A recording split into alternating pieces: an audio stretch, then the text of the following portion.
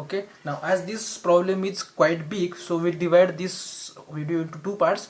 So in first video, front view and side view will be drawn, and we want to go for the top view. So there is no need to observe the object to draw the top view when we'll draw the two views. Now when you go for the top view, first this part is visible.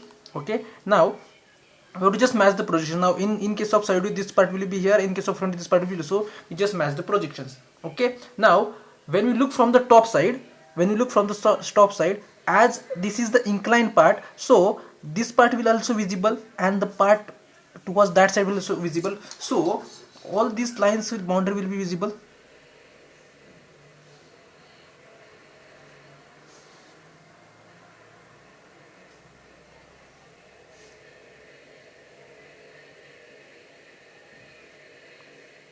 Okay, see what I want to do, I want to draw. See, when we look from the top side, this square is visible, but that flat surface is also visible. That flat surface is nothing but total length, so that total will be here. Okay, now this part is over now, but now this point is nothing but this point is nothing but this point, this and backside points will be here, so that inclined line should be there, so that can be drawn like this.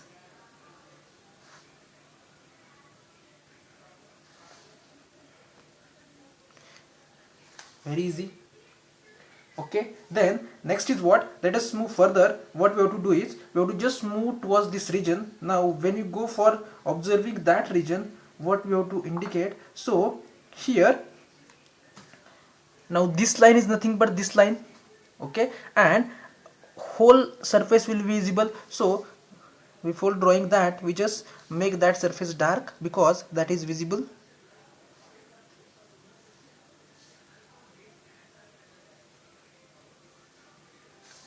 Fine, then the task remain is what, I want to go for this particular structure. Now I think the dimensions are visible or not, it is not visible, so this will be having length 10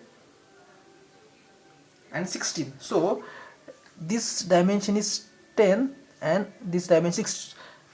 I will give this problem in assignment so that we'll able to understand the dimensions. So when we go for that, I will just redraw here, that this part I will redraw here, this is something part, and what they give here, this is the axis, and they give this distance as how much, it is I think 10, and this much distance as 16. Okay, so this distance, the gap between these two will be 10 and this will be 16. So what we can do, first we have to find the midpoint because it has the midpoint, so we'll just finding a midpoint of that. Midpoint means is at the center, so the total will be 50, so at the 25 it is the center, so we'll just draw the center here. Okay, now again this is also, now this center is at a distance of 20. Now just look at here, one very important thing is what, now I will able to locate the center of this. Now I want to locate this center which is a distance of 20, so what I do, I will take 20 here, this is one center, and again now I want to locate this line which is a distance of 10, so I will go for the distance of 10. Fine, what we have to do, we have to draw this much part now, so this distance I want to locate this center, so this is the distance of 20 from here. Now this line is nothing but this line, so I will take 20, then this value is 10, and again this becomes 20. Okay, then what is the next task, I have these 2 points which is nothing but this point and this point. Then what is our requirement, we have to draw the arcs. Okay, so now that arc will be having